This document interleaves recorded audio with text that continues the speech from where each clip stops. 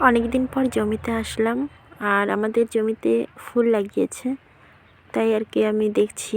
ওখানে অনেকক্ষণ ধরে বসেছিলাম, ঠান্ডা যে পড়েছে, এখন ঠান্ডার দিন, তাই ফুল তুলতে গিয়েছিলাম। মা বাড়িতে ছিল না, তাই আমি ভাই দুজনে মিলে গেছি। দেখো এখানে কলই শাক লাগানো হয়েছে, ওইদিকে ফুল, আর এদিকে বেগুন লাগিয়েছে, আর এদিকে দেখো সব দিকে ফুল। এখানে একটা ধুতরা ফুলের গাছ আছে, এখান থেকে আমি একটা ফুল তুলে নিলাম বাড়িতে কালকে পুজো দেওয়ার জন্য।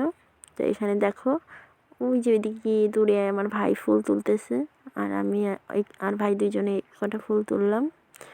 এখানে হলুদ গাঁদা আর অরেঞ্জ গাঁদা আছে এখানে। ওদিকে ভুট্টা লাগিয়েছে, ওইদিকে আবারও ফুল লাগিয়েছে। যেদিকেই তাকাই সেদিকেই শুধু ফুল আর ফুল। প্রচুর ঠান্ডা পড়েছে আর কুয়াশা পড়েছে, তার জন্য বেশি আর তুলতে পারলাম না। তো দেখো এখানে এখন ভাই আসলো, এসে ফুল নিয়ে যাব, বাড়িতে গিয়ে আবার ফুল কাটতে দিতে হবে।